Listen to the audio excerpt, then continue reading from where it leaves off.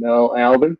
I'm the host and the founder of the Jazz Confusion My Power name Hour. is Dion Parson, and I'm honored to share my passion of music with you, our listening audience, through my cultural heritage.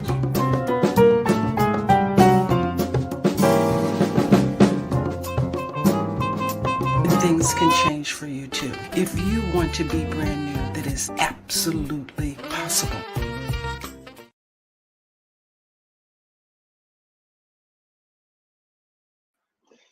Good evening, everybody, and welcome to another edition of the Jazz Confusion Power Hour.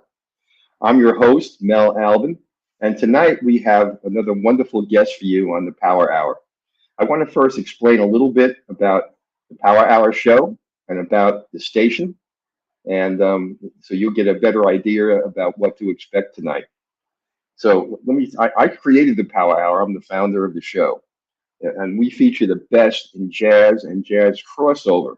It could be jazz soul, it could be jazz gospel, jazz rock, jazz hip hop, jazz R&B, jazz soul. As long as there is a crossover and there's a tie-in to jazz, we want to keep it alive and preserve it because jazz is the only true American art form.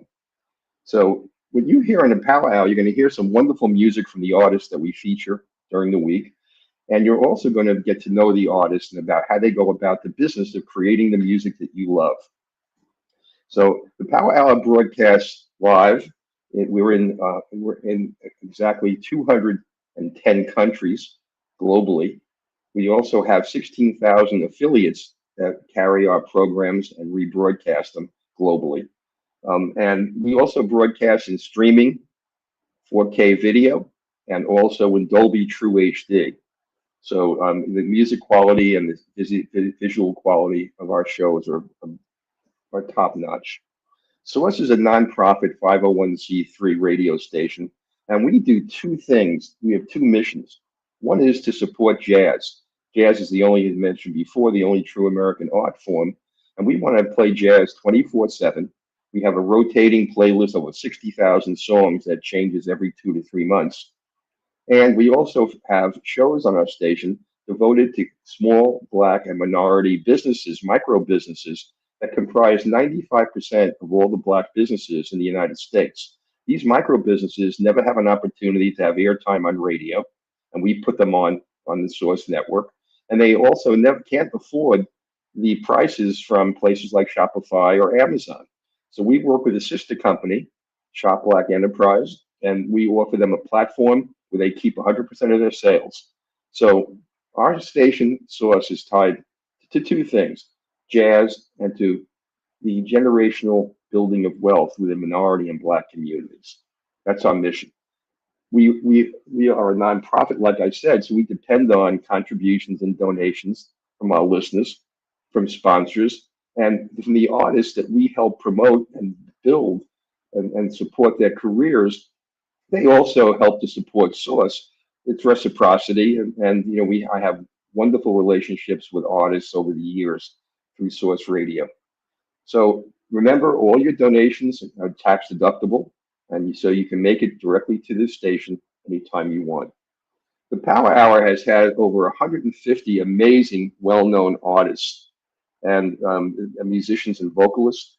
Some of the artists on the Power Hour have included Eric Roberson, Mesa, Brian Culbertson, Paul Brown, Raheem Devon, Reagan Whiteside, Alex Harris, Greg Adams, Tom Brown, Costella, Pieces of a Dream, Kamasi Washington, Kiko Matsui, Kim Scott, Sheryl Crow, Billy Ocean, Annie Lennox, Dwelle, Costella, Marie Antoinette, Jay Brown, Blake Aaron, Terry Wollman, Her, Celine Johnson, Mavis Swan Poole, Cecily, the late Bobby Caldwell, Jeff Bradshaw, Dion Parson, Eric Burden, Jeff Beck, and Tammy McCann.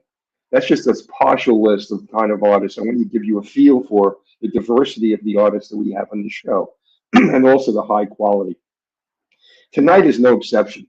We have another outstanding artist once again. Long a beloved staple in the New York City jazz scene and world-renowned as a multifaceted concert hall and symphony performer, she has emerged triumphantly from a difficult 3-year hiatus but now she came out with new recordings that found her true musical heart in the process. She emerged with a new project, a self-portrait with illuminating stylistic brushstrokes and an expansive repertoire that takes her far beyond her storied roots as a purveyor of the Great American Songbook. She followed that up with two dazzling LPs, the Judy Garland Project in 2016 and Sophisticated Lady in 2021. And now she's about to release another wonderful project in 2024, and you're going to get to hear the music first here on the Jazz Confusion Power Hour on the Source Radio Network. So let me tell you a little bit more about her. Now that she's back better than ever, and she's bearing her jazz and pop soul like never before, she has collaborated. She celebrates a life of no limitations, and she's full of optimism. Her music actually shows her newfound self. And she has also played in Manhattan's famous venues like the Town Hall, Birdland, the Blue Note, the Iridium, 54 Below, Jazz and Lincoln Center, and Carnegie Hall. She's made a concert hall debut in Lincoln Center as part of the American Songbook Series in June 2007. She appeared at Carnegie Hall in a tribute to Oscar Peterson, a performance that was reprised in 2008 at the Canadian Memorial to Dr. Peterson at Roy Thompson Hall alongside Quincy Jones, Herbie Hancock, and Nancy Wilson. Globally, she has headlined at the Umbria Jazz Festival, the Montreal Jazz Festival, the NAMM Jazz Festival, and the Cotton Club in Blue Note in Japan. I can go on and on describing everything she's done. She's a miraculous performer, a terrific artist. She's worked with the legendary Benny Green, with Dave Brubeck, with Hank Jones, Kenny Barron, and she's also won the New York Bistro Award for Record of the Year and received national recognition as a USA Today Best Album of the Year. So please welcome, without any further delay, our special, wonderful guest tonight on the Jazz Confusion Power Hour, Hilary Kole. Welcome, Hilary. Hi, how are you? It's so good to be here. I'm thrilled. I am so excited for you to be here. I've followed your career now for almost 3 decades. Oh my! I was very young when I started, so that won't not be offensive at all. No, that was pretty much when you did start. One of the things that has always startled me about your jazz musicianship is the quality of your voice. The tonality, the way you phrase things, and you can scat like nobody else today. And that's scatting is a way of emulating an instrument, and you have that capacity to do that. A lot of people try to scat, but it's just diddy. But you remind me of Sarah Vaughan, and your voice reminds me of the ethereal Evergreen by Barbra Streisand. So I can't thank you enough for taking the time to be on the show tonight. It's just a real thrill for me. So I like to start off the show by having my special guest tell everybody what's cooking.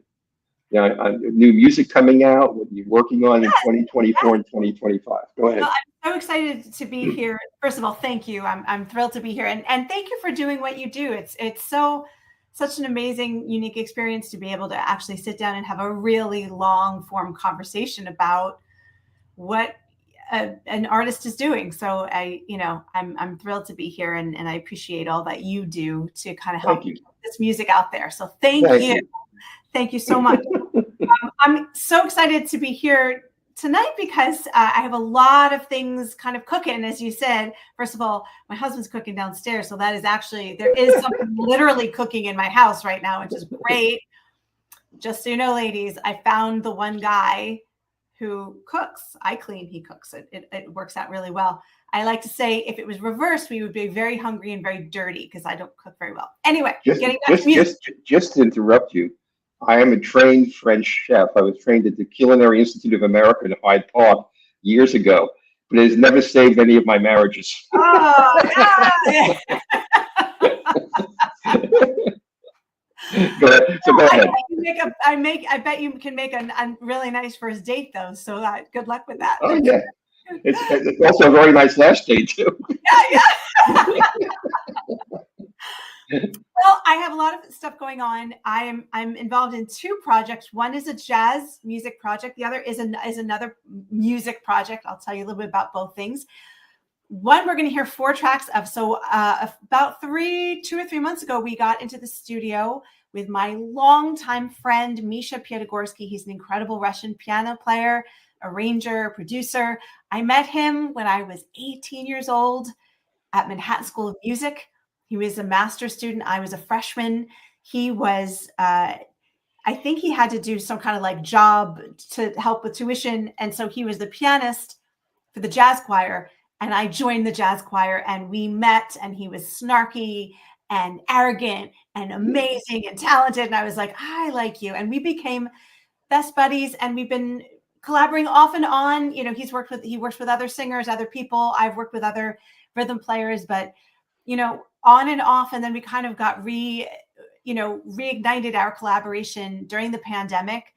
And I often perform live with him in the city and throughout the world. We just did our first recording project together. I don't even have a title yet. Don't know. But we're going to listen to 4 of those tracks. They literally just got, I sent them to you, Mel. You could see I just got them.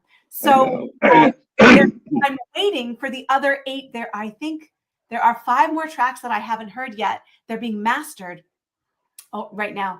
So they're fresh off the presses. We're going to hear them tonight. Again, I don't even know what the title is going to be, but I'm really excited about the project. It's, you know, very much standards. It's probably, I would say, the most jazz record I've done. There's a lot of scatting on it. There's a lot of freedom on it. I have a title for you. You can call it All That Jazz. Yeah, maybe. Yeah. I'm going to take a poll. So if you have any listeners out there that have, after listening to this, that have ideas, come find me. Come find me on Facebook. Come find me on my website. And you can tell me what title I should have for my record. I usually title it, you know, a song title of one of the recordings. That's very popular. Most artists do that. I was thinking about maybe not doing that this time. So we'll see. So that'll be a challenge for all of you listening. The other project I'm working on is I'm actually writing a musical, and it is a huge project. I've been doing it for a year and a half already, probably about 60 to 70% done. It's all original music. It's very, very exciting. It's very hard. I've been having an amazing, amazing time doing it. It's an incredible story that I can't tell you yet about, but hopefully next time. But I will invite you to the reading. So that really occupies a ton of my time. I also have a 6-year-old and a 9-year-old. So I'm mom, as a matter of fact, listeners out there. As 2 minutes before we started the show, my 6-year-old found his way into my studio. So Mel already met him virtually. So, you know, I have a lot of musical, wonderful things that are happening. And I'm excited for the rest of this year, but I'm really excited about next year. I'm also performing the 25th anniversary, holy moly, of an off-Broadway show that I co-wrote and starred in 25 years ago called Our Sinatra. That was kind of the show that put me on the map as a solo artist in the city, in New York City. And I will be performing it with the other original co-creator, Eric Comstock. We're going to be performing at Birdland for 3 nights in November. So I'm excited to go back to Birdland. I have a long history with Birdland, and I'm excited about that as well. Wonderful. Wonderful. You have a lot cooking, a lot going on. I do. You know, what I'd like to do tonight, so people can get to know you, is to, you know, I think it's always interesting to me when I hear somebody sing. How did you get there? Yeah. I mean, it's you know, and everybody's got a different story. So, you know, let's start off by talking about your household when you were a child, and you were raised in New York City, correct?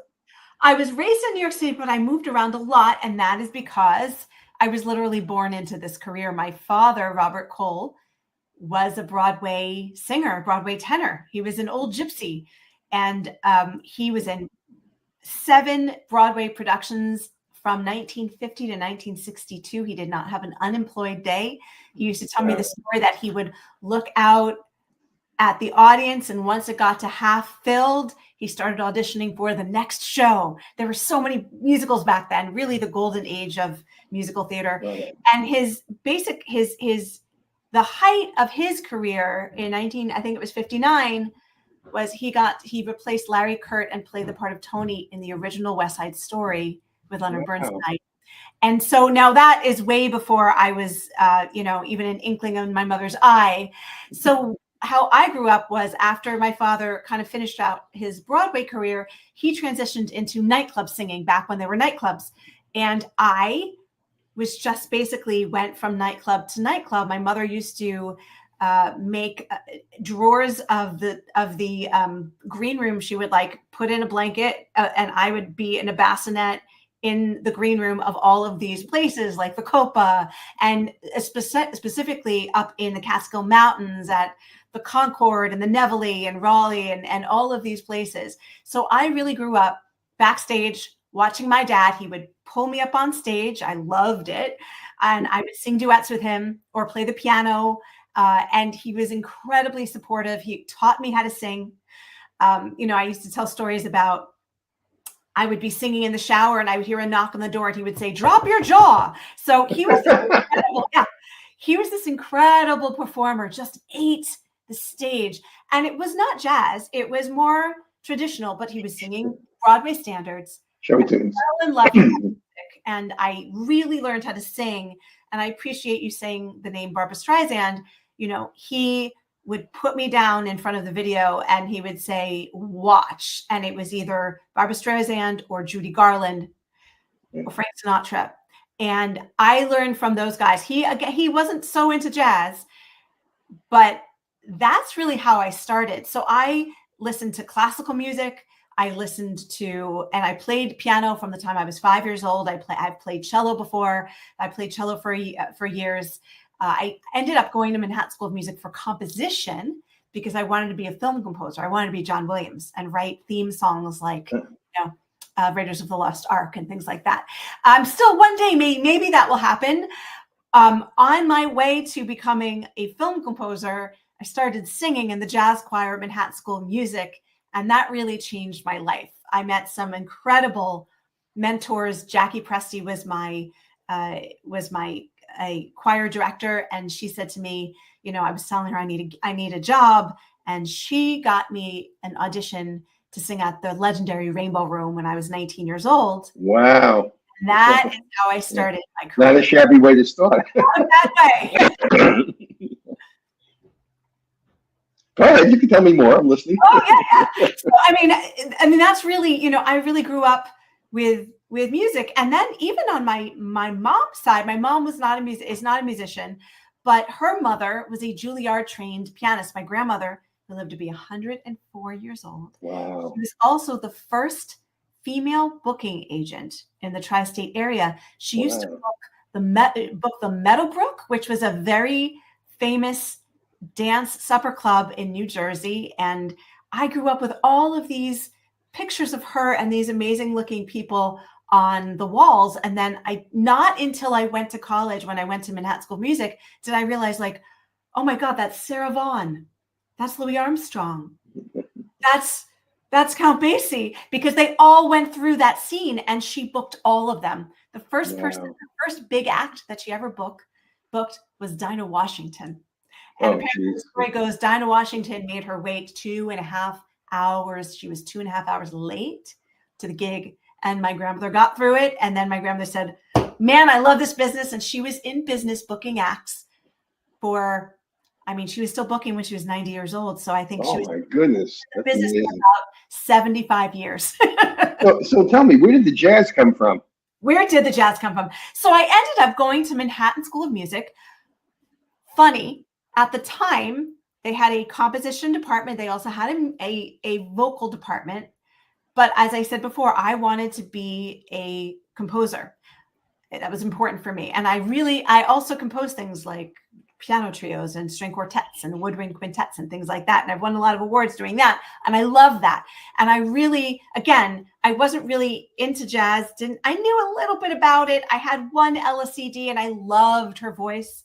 absolutely loved her voice. I think I also had, my grandmother had a Sarah Vaughan record that was autographed to her, and I loved that record. So I played both of those ladies, but I didn't really expand past those records that I had in my house. I loved them, but I didn't know that that was really my calling at the time. I was still very much a classically trained musician. I end up going to Manhattan School of Music, and I think because they say it's a jazz/commercial program, and I want to go in, you know, I'm 18 years old. I want to learn MIDI, and I want to learn how to, you know, compose music to a track. This is a very specific way to compose music. So I go to the commercial department. I get a full scholarship in the jazz commercial department. I walk in. I'm the only female at the time. It was a while ago. I think it's changed a little bit, except for the singers, but I'm talking about in the musicians and composers. I was the only female at the time. I think there was one trumpet player, Tanya. She was a trumpet player, but that's about it. It was like 200 guys, Tanya and myself, basically, and the singers. And it was such a hardcore jazz program that for the first couple months, I thought like, oh my God, this is not the right choice for me. This is not what I thought I would do. And then I got bitten by the bug. I got my first gig at the Rainbow Room, and I started singing, and I started listening to the arrangements and falling in love with all of these songs, falling in love with this music. And, you know, a lot of jazz people will say I'm a cabaret singer or a musical theater singer, even though I'm not a musical theater person at all. A lot of musical theater people will all call me a jazz artist.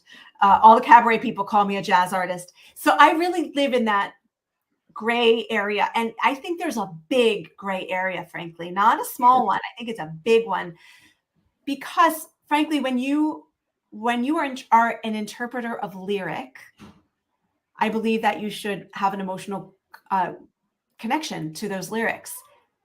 So that's where the musical theater or the cabaret maybe comes from. However, I also, because I'm an arranger and a composer and a musician, I also have a deep, deep connection to the melody and the harmony and the rhythm. And so that's where my jazz roots come. So I really am coming at it from both sides, I think. And, you know, I'm very happy with where I've ended up in terms of kind of being able to straddle both worlds, really. Yeah, you know, what you're talking about is very interesting, because there's something about jazz. First of all, jazz is probably the most complex form of music imaginable. And because it's both structured and extemporaneous at the same time, you know, it's a special idiom that other genres of music just don't have. You know, Miles Davis once said, you know, anyone can play the note, but it's how you play the note that really makes a difference. The note itself is almost insignificant. How long do you hold that note? What is, you know, how loud do you sing that note or play that note? And that's what jazz is about. Jazz is about understanding the note in a way that other genres just don't focus on. You know, so absolutely. And I think the thing also that I loved, and we talked a little bit about scat singing and how to me, that is like my poker night out with the boys. I have so much fun on that stage when I'm doing that. It's challenging for me. It's hard for me. I'm not going to say it's easy. It's not. It's hard for me. Hopefully I will continue to challenge myself. For me, it was like composition while you wait. So I get the best of both worlds. I get to be a composer on stage, and every night it's different. And, you know, I don't know what I'm going to do. And also that collaboration that you talked about, the collaboration between a vocalist improvising and playing off the other musicians. And, you know, you'll hear it in this recording that I just did with Misha and the other guys. It's so incredible. We really wanted this not to feel like a studio record, almost like a live record. We did almost all of my takes or one takes with the band live. We were there for 2 days. You know, I mean, that's unfortunately that's the budget of a jazz record. Sometimes it's one day, but you know, I think we probably did 2 takes of each one and then chose the better take. And maybe I fixed a couple things here and there, but there were no, you know, it's totally different than a pop record. the few pop records projects I've been involved in, you might sing one note for a day. It might take That's a right. day to come up with one little phrase. I mean, it's insane. It's a totally different way to approach it. Yes. Not that there's anything wrong with that, but for me, the immediacy of jazz and collaborating with these incredible musicians, you can hear I say something and then Misha echoes it on the piano, or I hear a bass fill and then I incorporate that into the next phrase that I sing or next phrase that I scat. So to me, I have the best of both worlds. I get to be a composer and a singer. It's really, really isolating to be a composer. You sit in a room by yourself all day long and you listen to your own music. Being a Definitely. performer, so it's really hard for me just to be a composer. I really love to be out there. And then, of course, when you're in live performance, having that connection with the audience is so incredible. You know, again, one of the things again about jazz is always in the process of becoming. It's never fully composed, fully completed, fully extended. It's always in the process of becoming, and that's what makes jazz so unique. And any really good jazz musician or jazz vocalist, they literally do not sing the song or play the song the same way twice. Right. In other genres, the purpose is to play it the same way twice. The same thing. It's a totally different game. Yeah, it is. It is. Well, look, this is really fascinating. This is what I really wanted to talk about with you. So, okay, so you went to the Manhattan School of Music. You you got your first gig very early on. First break, yeah. So, I guess before you got to the Manhattan School of Music, because of the household you were in, you could have chosen multiple paths. I know that besides being a musician, you do have other talents, other professional career. So when were you really just a child or in your house when you knew you wanted to be a vocalist? Yeah, honestly, I don't remember ever thinking that I would do anything else. That just seemed insane. I mean, I think maybe once for 5 minutes, I thought I would be a litigator. I thought I'd be a lawyer because they make a lot of money and I like to argue and I like to perform. So I thought but that was not a real thing. And it was always going to be singing or composing. And and for my sister as well. My sister is an amazing musician. She's a teacher. She's down in NOLA, and she's a choir director and a phenomenal musician. And the two of us we always grew up singing duets. We always grew up singing each other's songs, writing songs. I would write flute parts for her. I would play the piano while she would play the flute. My father would write bossa novas for us to play and sing. It was always music, just always at the piano, always at the piano. I used to think that when you went, this is a true story. My father while I was a baby, again, these are after his Broadway years, he used to, oh my God, he would be the voice teacher for like every chorus kid in New York City. And they would all come and we had a little tiny studio in Manhattan. And so I used to think as a baby, of course, that people would come to somebody's house and start singing scales, because that's what everyone does in my house. Like, hi, how are you? Mama, mama, mama, mama, mama. So I grew up with scales my whole life, listening to scales and scales and scales for hours a day. And I think that stuck. It's funny how people find careers. Your career was decided early on. I found my career by only looking at what I don't want to do. That's another really good way. Yeah, I kept saying, nope, cross that one out. I tried law school at Brooklyn Law School There you go. at night for one semester. I tried that out too. For me, it was a matter of just deciding what I don't want to do. Whatever was left is what I did. Yeah. So we come to our careers very differently. Yeah. So let's play some of your music for everybody. I want to start off playing the first song, "Spring Can Really Hang You Up." That is a very strange title. Yes. So I want you to. Spring can really hang you up the most. The most. Yes. Thank you. It's a longer title. It's a Fran Landesman tune, and I love this tune. Nobody sings this. It's long, and I love it. I would say the definitive version is there's an Ella Fitzgerald version, for your listeners who want to compare. She's amazing. I think it's a little low for her, actually. Her bottom notes don't resonate quite as well as normally, but because it's a very rangy song. But I've always loved the song, and I'm so excited that we got to finally record it. Wonderful. Well, let's hear some of your wonderful vocals. Let's play for everybody. Spring can really hang you up The most. All right, here we go.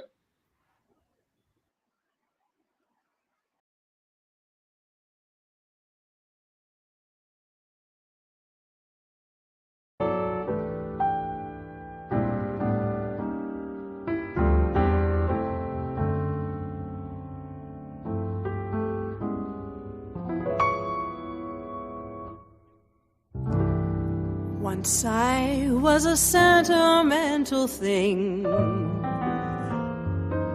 threw my heart away each spring.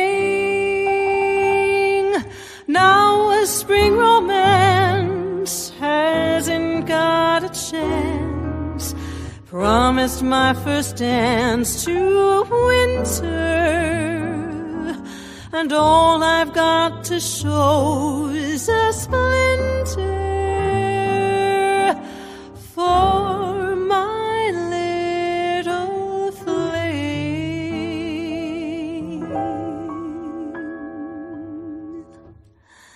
Spring this year has got me feeling like a horse that never left the post. I lie in my room, staring up at the ceiling. Spring can really hang you up the most.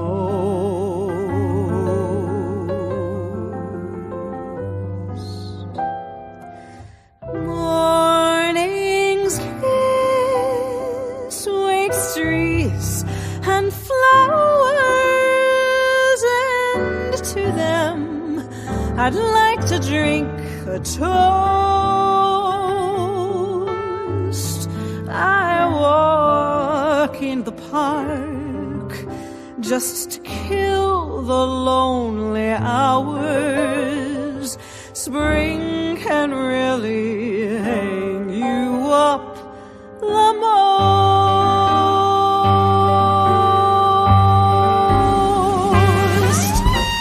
All afternoon, those birds twitter-twit. I know the tune. This is love, this is it. I've heard it before, and I know the score. And I've decided that spring is a bore. Love seems so around the new year. Now it's April. Love is just a ghost. Spring arrived on time. Only what became of you, dear? Spring can really hang you up the most.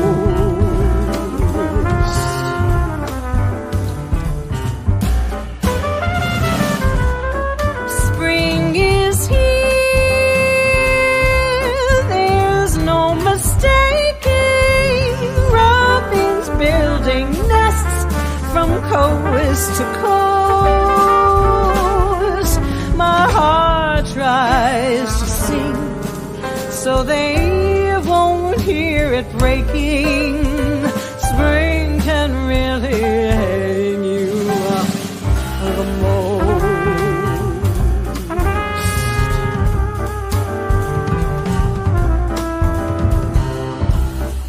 College boys are writing sonnets to the tender passion there engrossed.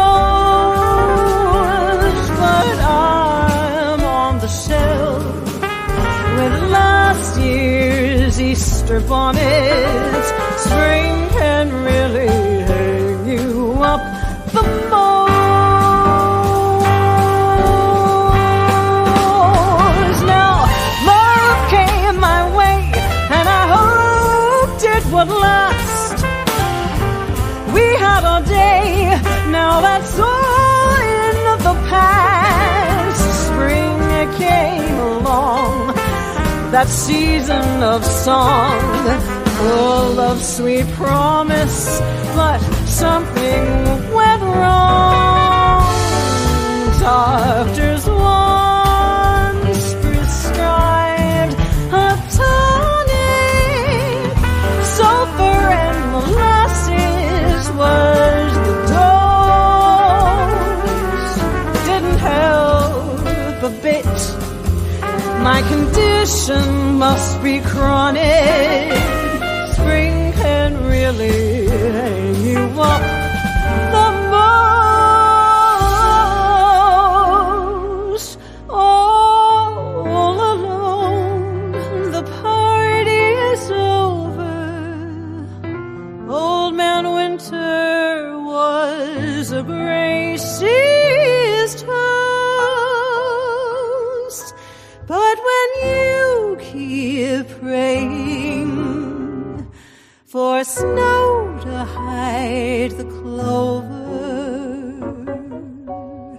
spring can really hang you up the most.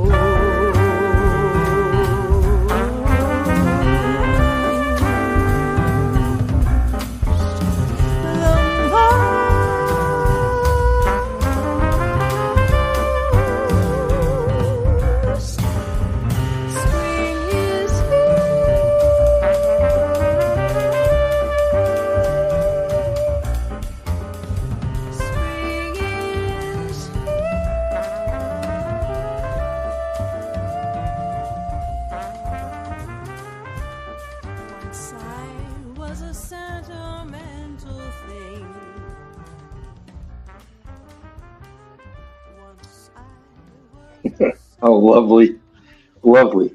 Thank you. We have a listener, Sophie Kettler. Hi, Show Sophie. tunes and jazz are almost one and the same. Yeah, I agree. For me, they are. Yes, thank you. Thanks for tuning in. Thank you. Yep, I think I think she's onto something, but I think it's true.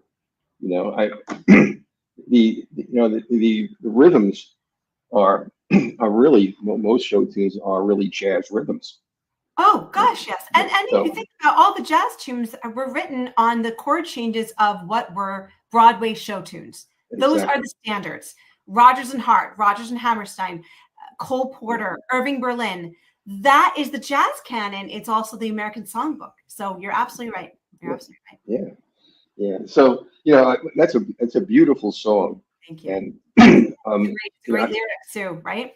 yeah, the lyrics are terrific. So but let's talk a little bit now. Let's just move to something a little different. Sure. Let's talk about collaborations, because you are the collaborator in chief. You've done so many collaborations. You also won the Gold Disc Award, in Japan for You Are There, an ambitious compilation featuring vocal piano duets with legendary pianist Dave Brubeck. You worked with Michael Legend, Benny Green, Cedar Walton, Hank Jones, Kenny Barron. How did these collaborations come about? And That specific. So I was lucky enough to do it's called a record called Duets, and it is what it is. What it sounds like. It's me performing as a duet with different pianists, and I was just really, really lucky, and had a lot of people believing in me, and basically I had gotten to know Oscar Peterson. I was affiliated with Birdland. He started playing Birdland very, very late in his career, really just a few years before he passed away. He was very good to me, and I ended up recording 4 songs with Mr. Peterson. It was a highlight of my life, really. He was so kind, and his family was so kind. And really from that, I had the idea of doing a recording, a series of recordings, I should say, with just pianists, because there's something, I love singing with band. I love singing with big band. I'm lucky enough to sing a lot with orchestras. I sing with symphony orchestras all over the country. I love that. It's great. And I love singing a duet almost more, because there's this intimacy, especially with voice and piano or voice and guitar, that it's really hard when you start adding other people, just the two souls kind of coming together. In Dixieland in New Orleans, vocalists and pianists are famous. In fact, the pianists are called Professor, like Professor Longhair. Yeah. Who I got to meet, by the way, before he passed away. But there was always this intimate relationship in New Orleans jazz between the pianist and the vocalist. Yes.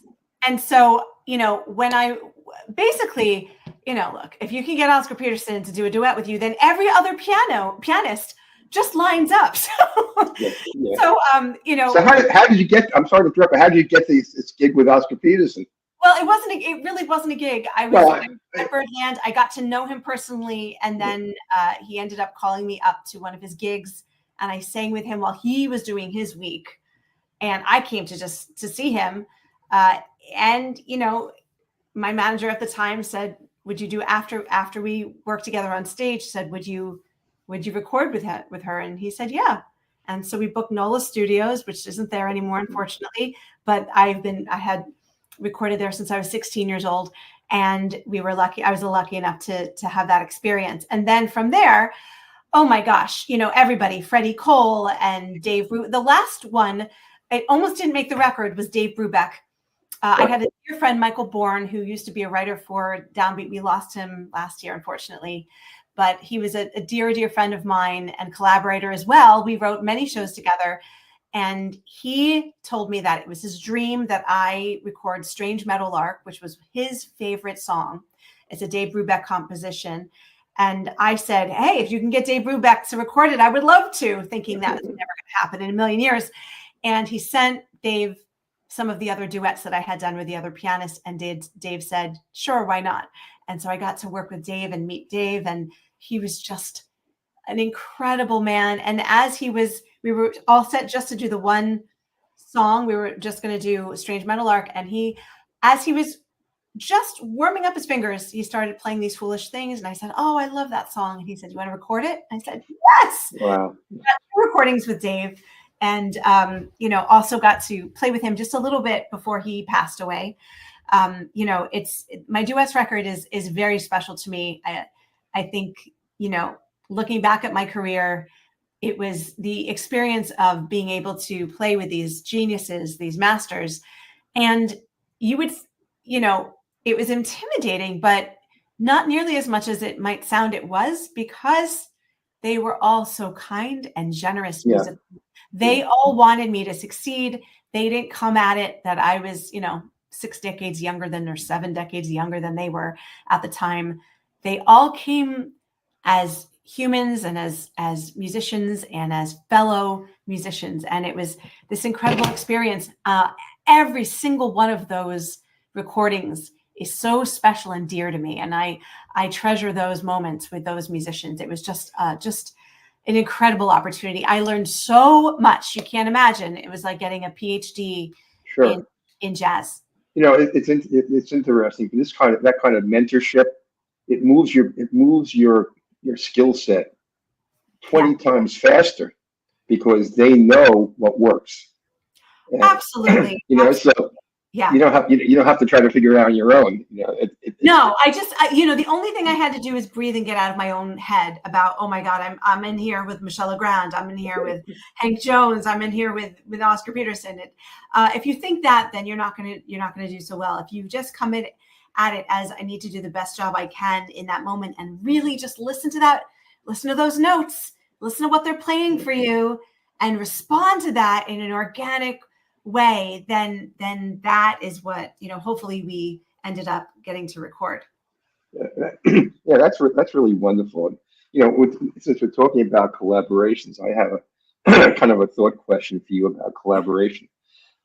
You've collaborated with so many people, but if you could collaborate with any musician, composer, lyricist, vocalist, producer from any century, anywhere in the world, when you think back on your musical education and who would you want to collaborate with and why? Oh my God! I mean, we could spend 5 more hours. I think I think for the next year I'm going to think of a different person every day, because that's such a deep, amazing thought to think about.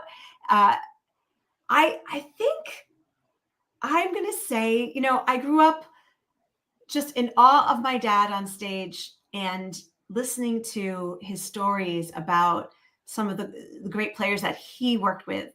And he was lucky enough to have worked with Leonard Bernstein, and in not just in Wonderful Town, in West Side Story, and also in his opera Trouble in Tahiti. My dad did the world premiere of Trouble in Tahiti with Bernstein conducting. And I just, as a young kid, used to think about that and just, go gaga. So I would say if I could do anything, although I don't know if we'd be good collaboration partners, I would love to work with Leonard Bernstein. I think that would just be the most incredible experience. I don't know, but I would love it. So somebody I went to high school with, John Messeri, who became the director for the maestro for the Yale Symphony Orchestra, and he worked with Bernstein for a number of years. And everyone that who's told me about Bernstein always talks about how gracious he was and how giving of his time and experience. Yes, I heard that too. And he actually baked my father's 21st birthday cake. Really? Yeah. Wow.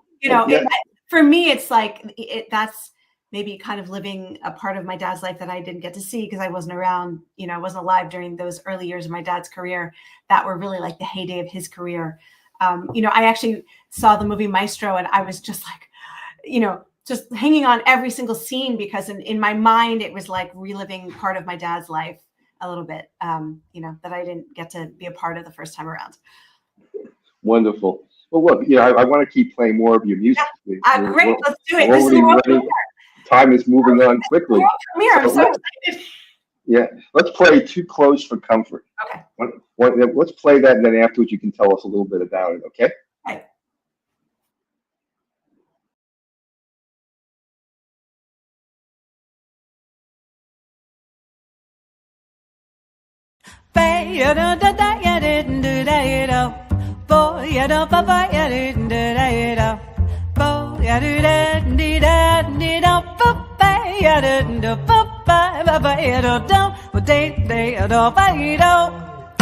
Be wise, be smart, behave, my heart. Don't upset your cart when he's so close. Be soft, be sweet, but be discreet. Don't go off your feet. He's too close for comfort. Too close for comfort. Oh, please, not again. Too close to know just when to say when. Be firm, be fair, be sure, beware. On your guard, take care while there's such temptation. One thing leads to another. Too late to run for cover. He's much too close for comfort now.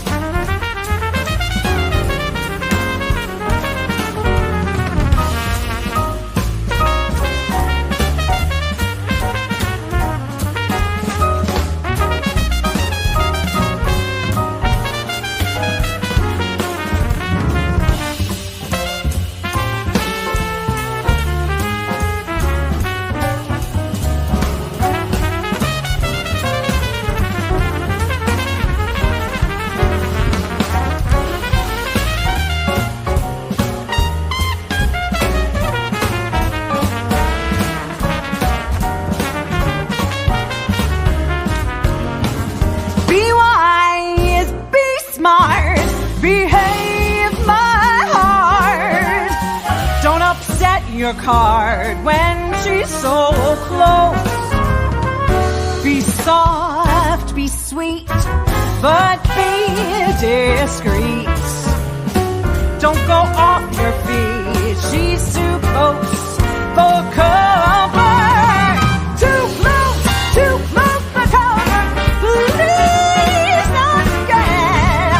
Too close to know just when to say when. Be firm, be fair, be absolutely sure, beware.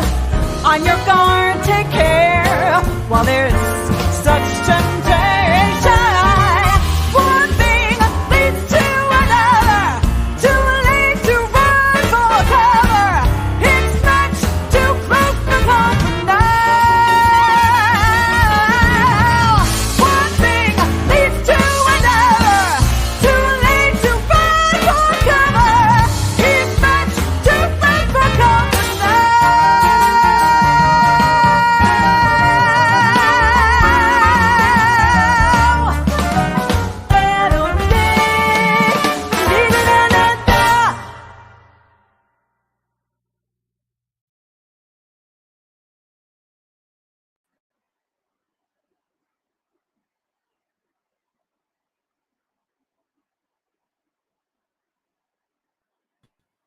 Sorry about that. Got a little delay there. That's okay. I was looking at some of the comments from people listening in. Kevin Erman, we just learned to scout like that, and your 1 second's off the chain. Yeah, that's Tatum Greenblatt. He's incredible, amazing jazz trumpet player. He did the overdubs. That he was there in the studio. I have some great pictures of the two of us. In these little jazz studios, there's not a lot of space, so I'm in the booth, and he was literally in this. We ran out of room for him, and so he was in the sound booth. He was actually playing in the sound booth while the engineer was there. But it was great because I got to see him, which was really fun. And listening to horn players play and just trying to do that thing and doing it for many, many years, Kevin. Many years. Yeah, what's remarkable is the horn player is like another voice. Yeah. Oh, yeah. The way he interprets the music, it's clear. He's really following along your vocals. He's really matching up with them beautifully. So that was great. There's more comments I just want to show you from other people. 1 second. Here's another comment. Oh, thank you. I love the arrangement. I do too. It's so fun, right? This is a Sammy Davis. I mean, it's not, he didn't write it, but he kind of had the first real big hit on it with Sammy Davis Jr. And I really, really wanted to do a Sammy tune. I thought that would be really fun. Again, my dad was in Mr. Wonderful with Sammy Davis Jr. on Broadway in the 50s. Oh, wow. So I really wanted to make this a part. I've never done a Sammy Davis thing. But this is a Misha Piatigorsky, my pianist. He produced the record. He did all the arrangements, which is unusual. Almost every other recording I've done all of the arrangements. This is the first time I kind of let go. I got young kids. I don't have time to do arrangements right now. I'm writing musical. And Misha did it. And it was such a great experience. I got to just be a singer. Instead of wearing all the hats. I love that too. And I'm a bit of a control freak. You can ask my husband. But it was nice to just be the girl singer and go in and just worry about that one thing. It was really fun. Here's Kelly Brock. Your voice angelically soars above the music. Thank you so much. Thank you. It's really high. So I had to, it was one of those things I was like, let's try this. I think we did it first. I think this was the first song of the day. Oh, you still had your chops. Yeah. I was afraid, I don't know, I might not have the chops at the end of the day. Yeah. Here's another one. Louis Lester. Love it, Hilary. Either they're fans already or you're getting a lot of fans. I love it. I need more. I have to make a comeback. So please. Well, the way you sing is like you never left. Thank you so much. Okay, let's shift and talk about, since we talked about arranging, let's talk about songwriting a little bit. Yeah. Okay. I know you've done a lot of covers. Yeah. But you also were a songwriter. So I'm just curious, how do you begin to compose a song? You're a vocalist. Do you start with the lyrics, or do you start with a melody, and also, are you involved in the production from end to end? Yeah. Including post production. After the song's recorded. So why don't you tell everybody just basically how do you approach songwriting? Songwriting is, so different than interpreting someone else's music. And I'm a composer first. I'm a fair to Midland lyricist. I think I'm a good composer. So I find myself always at the piano, sitting at the piano, and usually it happens at the same time. Or I might just start playing a moody thing, and then a lyric will come, just a little sliver, and then I will sing it, and then it will happen organically usually at the same time. I very rarely come up with a lyric. I never come up with a lyric first for songwriting. It's always the melody, and then the lyric just kind of comes out. It's much easier for me to write melody than it is lyric. So, I might stay on the first A section for a month or two until I can find the second A section. But the melody usually comes very fast for me. So the lyric writing is harder for me. That's unusual. I would say probably most singers, it's the opposite way. Well, that's really interesting, because, do you ever just start humming a tune in your head? Oh yeah, I have about 300 voice messages to myself. In the car, I've had to pull over because you shouldn't be doing that. And like sing it in. I got that. Okay, good.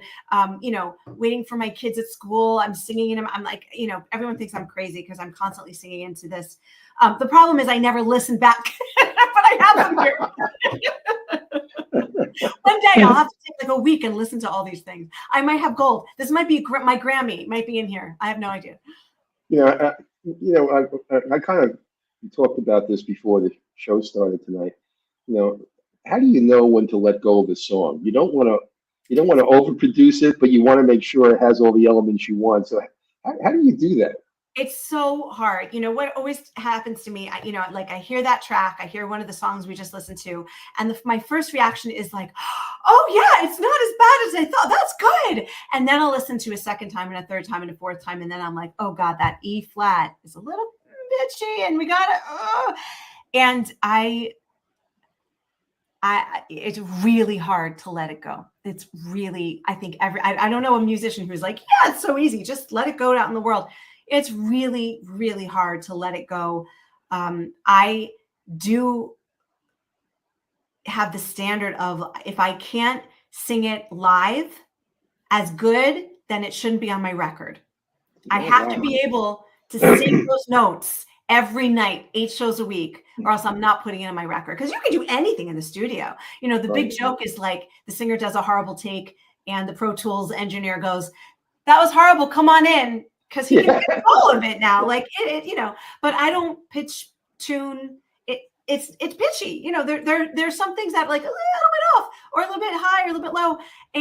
But for me, that's kind of the grittiness and the realness of what this is, and what I'm trying, and the emotion. If you take all of that out, it just becomes pretty, but there's no emotional behind it. Well, I've had Sheryl Crow on this show, and she is, she's livid about the way music songwriting is done today. It's not done by a songwriter. It's done by a team with a computer.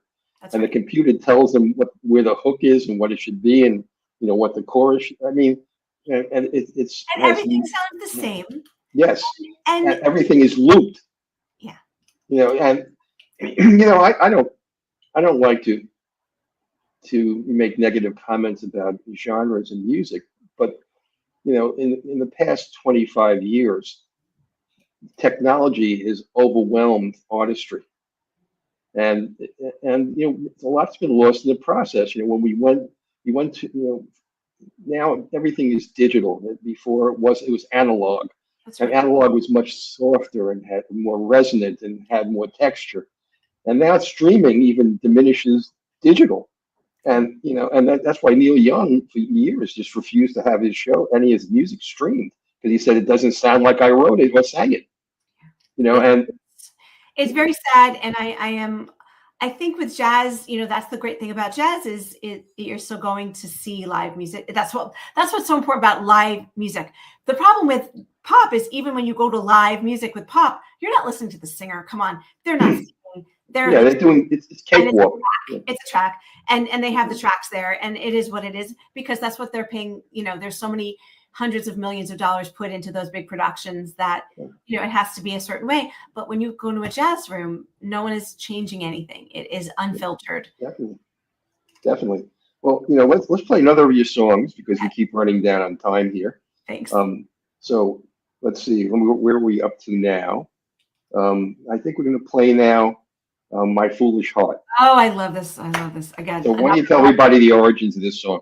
I mean, this, one of my favorite living, I have a lot of favorite dead singers and musicians. One of my favorite living singers is Kurt Elling. And I remember watching him sing this many years ago. This is kind of one of his definitive song recordings. It's, and I always wanted to do it, and I have never done it. And I wanted to do a different arrangement. And this is Misha's arrangement. He came up with this glorious arrangement. I think it's sexy and sensual and exciting. So that's all I'm going to say. But maybe, I don't know. You tell me what you guys think. Before we play it, there's always so much I want to talk to you about. I know some of your albums have a theme, but a lot of them don't.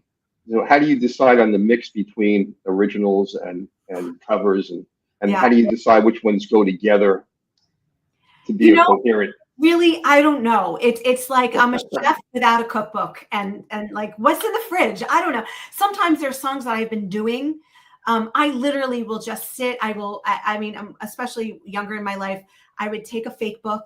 I would go to the piano and I would literally go through the 400 pages of the fake book, this thick, and just see, is this catching my eye? Is that, maybe I could do that a different way. I really like taking something that's been done, maybe it's been done as a up tempo for most, that's how everybody knows it, really bringing it down. I've done that a lot, or vice versa.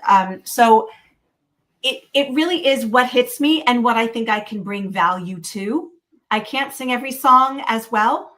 What is naturally fitting in my voice. Some songs are really hard and I have to work hard to figure out how I'm going to kind of mold this sculpture. Oftentimes I don't know what it's going to be yet. You're looking at a stone and you're like, how is that going to work? And so with this record, it was a combination of songs that I have been singing for the last year or so in live performances in New York City and all over, and a bunch of songs that I had never sung before. So this is one of the songs. Also, the last one that we just listened to, I had never done before the recording, really. Just, maybe one gig before the recording. So these two. Again, it separates jazz again from other forms of music. When in other forms of music, other genres, when they do a cover, they want to sound like the original band. In jazz, the idea is not to sound like the original. Not at all. Like, what can you do different? Yeah, exactly. Different. Yeah, so, but I really love. I love singing this song. It's just we actually, you're going to hear the rhythm section is going to be kind of cooking, but the actual melody is so slow that it took all of my breathing powers to get through the end of the line. It's kind of like molasses. That's why I like Gotcha. it. All right, let's hear My Foolish Heart by Hilary Kole.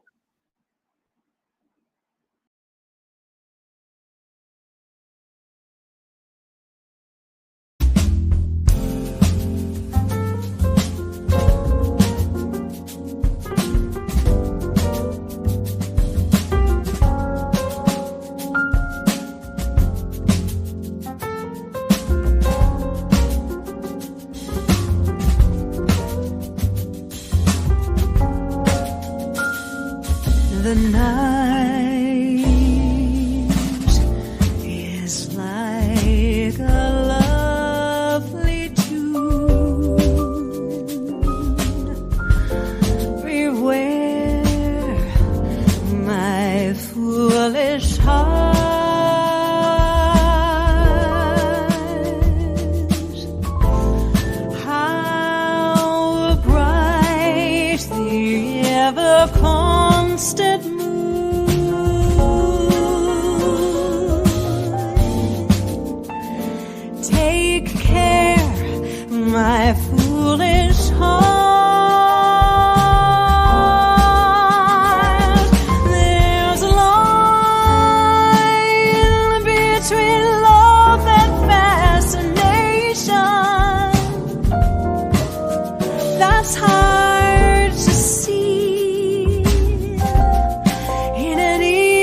evening such as this,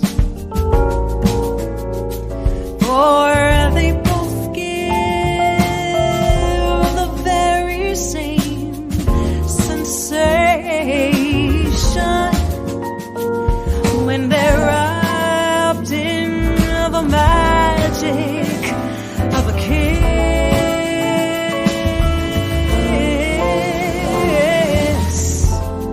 Your lips are much too close to mine.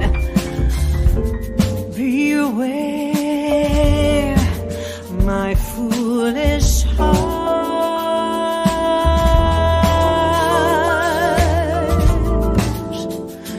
But should our eager lips combine,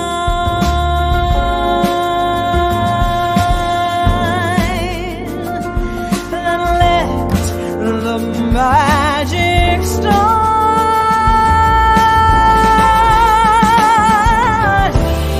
For this time, it isn't fascination or a dream that will fade and fall apart. It's love this time, my love. It's love, my foolish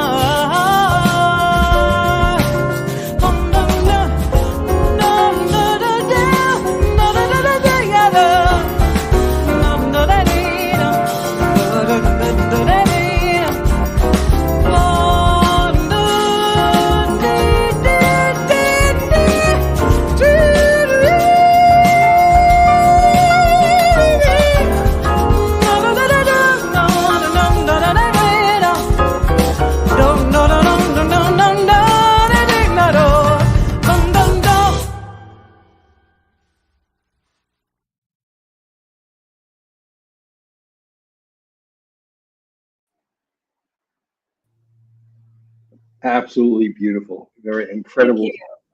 We have so many more comments coming in. I love it, my people.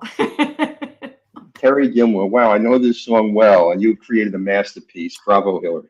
Guys, I'm so excited. This literally, I just got these recordings. Mel can tell you, like, if they went, I was just like, here forward, they're coming. He actually said to me, I need a fourth song. And I was like, okay, let me get you one. Hurry up, guy. Like, it's, oh my gosh. Amazing. Here's another one, Alex Devlin. Thank Your you. vocal inflections and tonality bring such emotion to the lyrics. Thank you. Another one, beautiful, Alice Costello. Guys, thank you. Thank you so Kenny much. Clapton, your voice is magnificent. Thank you. Lucy Peterson, what is your octave range? I can't keep No, up. it's not that. It's not as it's, you know, a lot of people say like, oh, she has a 5-octave range. I don't, by the way. I mean, I'm like, I guess 3, but like a little 3, not a big 3. Wow, it sounds much wider than that to me. I'm Yes. surprised. George Grant, you love Streisand. Please record Evergreen. You know, I mean, it's not a bad idea.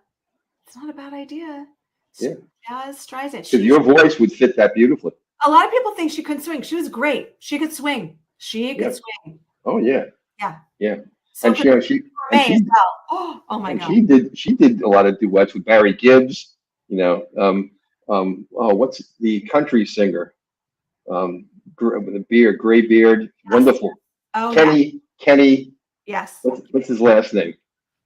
Kenny Rogers. Kenny Rogers. Thank you. Yes, she did duets with Kenny Rogers. I mean, she did a lot of duets too. Oh, and she crossed over, you know, Yes. Broadway performer, but also pop, also some musical theater, jazz, everything. She could do anything. Absolutely. I'm so sick of people putting people into tiny little boxes. That's not how art works.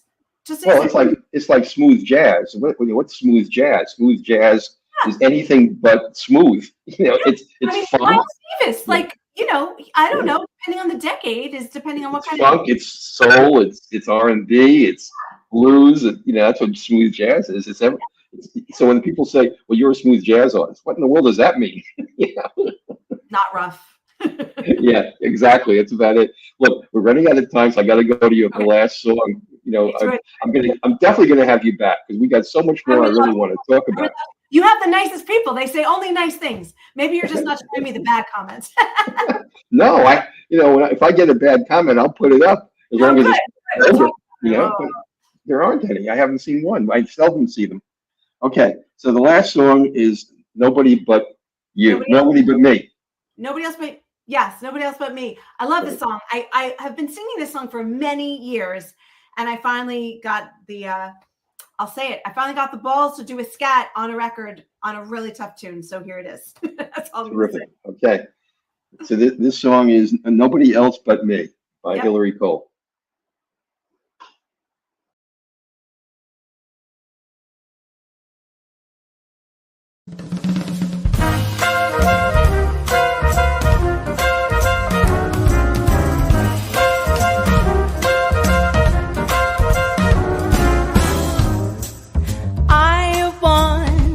Be no one but me. I am in love with a lover who likes me the way that I am. I have my faults, he likes my faults. I'm not very bright, but he's not very bright. And he thinks I'm grand. That's grand for me. He may be wrong, but if we get along, what do we care, say we? When he holds me close, close as we can be, I tell the lad that I'm grateful and I'm glad to be nobody else.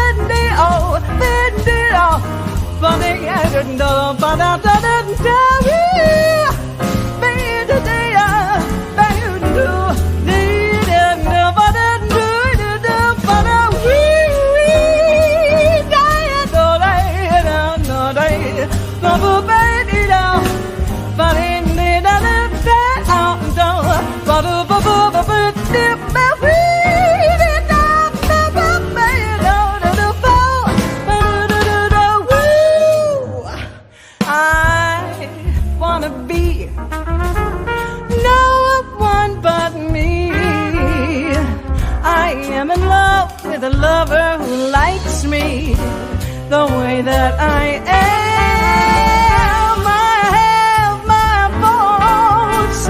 He likes my faults. I'm not very bright, but he's not very bright, and he thinks I'm grand. That's grand for me. He may be wrong, but if we get along, what do we care? Say we're walking on the shore, and we're swinging in the sea. And when I'm with him, I'm glad the girl who's with him is nobody else but me.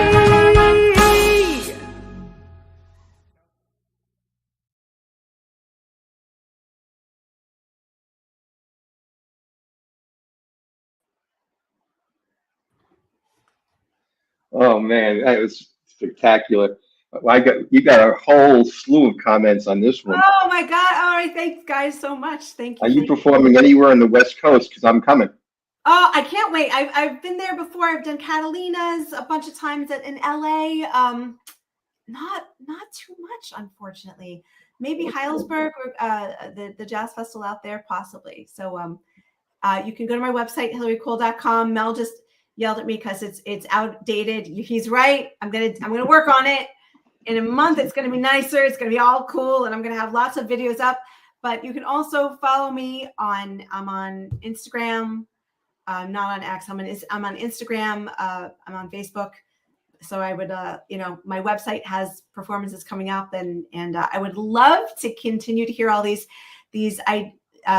comments. If you have ideas about what I should call this record, come let me know. Okay. Do you know Brian Culbertson? I don't know Brian. Brian's on the West Coast. He is a consummate entertainer. When he does a show, he actually he doesn't physically do it, but he does his own lighting. He does his own staging, and in Sonoma County in California, he has his own festival, and he has it in Chicago too. And you would be perfect for that. Look at this. I'm getting gigs. Who'd even know? Thank you so much. You know everybody. I'm very, very impressed with you. Well, thank you. But I'd like to hook you up with Brian. So you're such a doll. You're such a doll. Here's more comments. Dennis Long.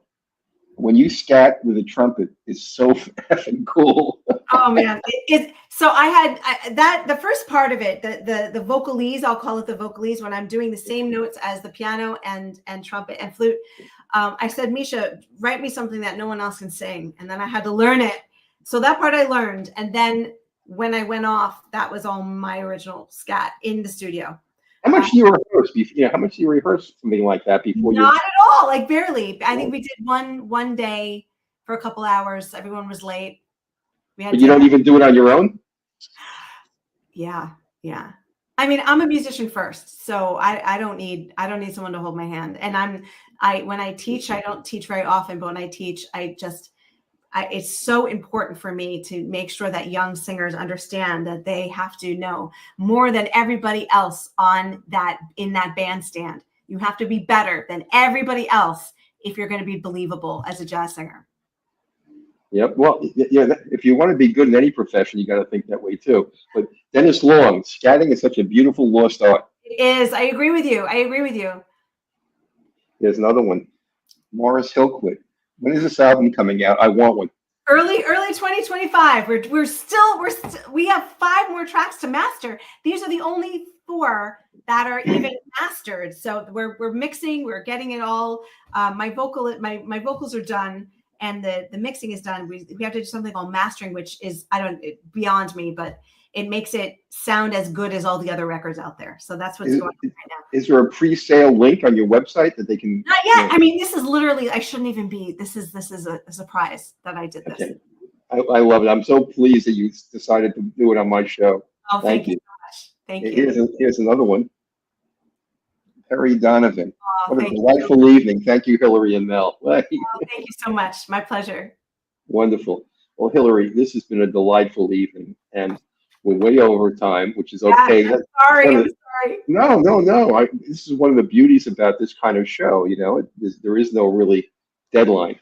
Yeah. So we get to explore everything that we want to explore, and there's still, again, so much left unsaid. I want to have you back again. I would love that. Yeah. I would love that. When the album drops, come on, I'll have you back. Absolutely, and I'll keep you posted. And everyone else out there, thank you so much for tuning in. I really appreciate it. It makes me so excited and really warms my heart. Yeah, we have a good crowd tonight. I'm looking at, just on this station alone, we have 191,410 people. What? Yeah, what? And it's from all over. I'll make $4 on Spotify. Yeah, that's funny you mentioned that. Every single one of you downloads it. Someone would say to me, I have 150,000 spins, and I said, great, you made $79. I know.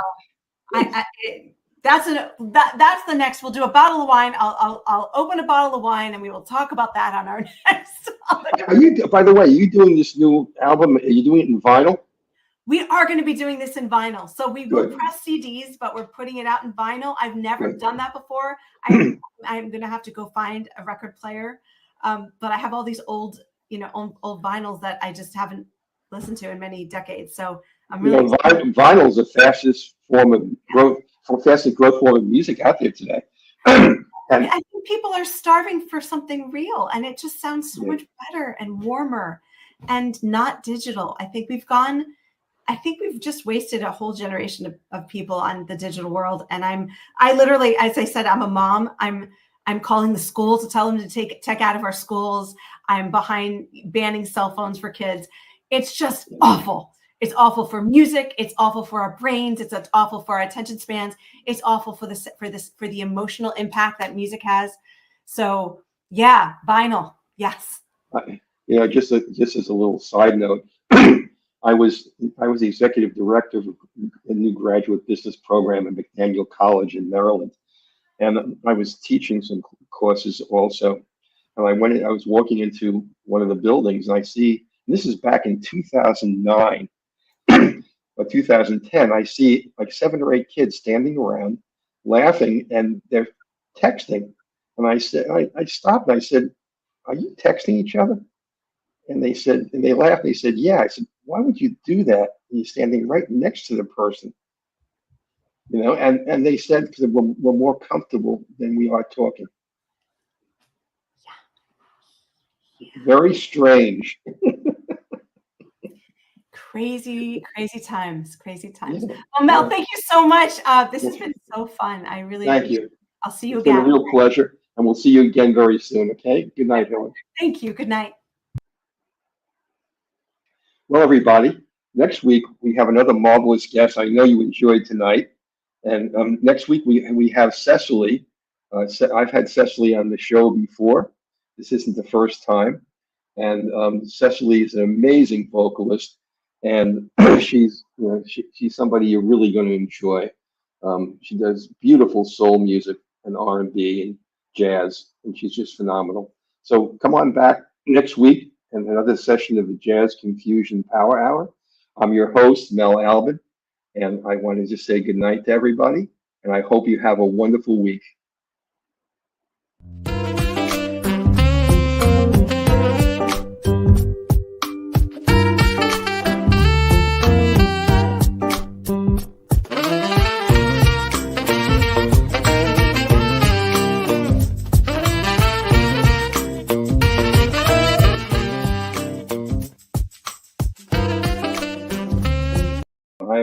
Mel Albin. I'm the host and the founder of the Jazz Confusion Power My name Hour. is Dion Parson, and I'm honored to share my passion of music with you, our listening audience, through my cultural heritage.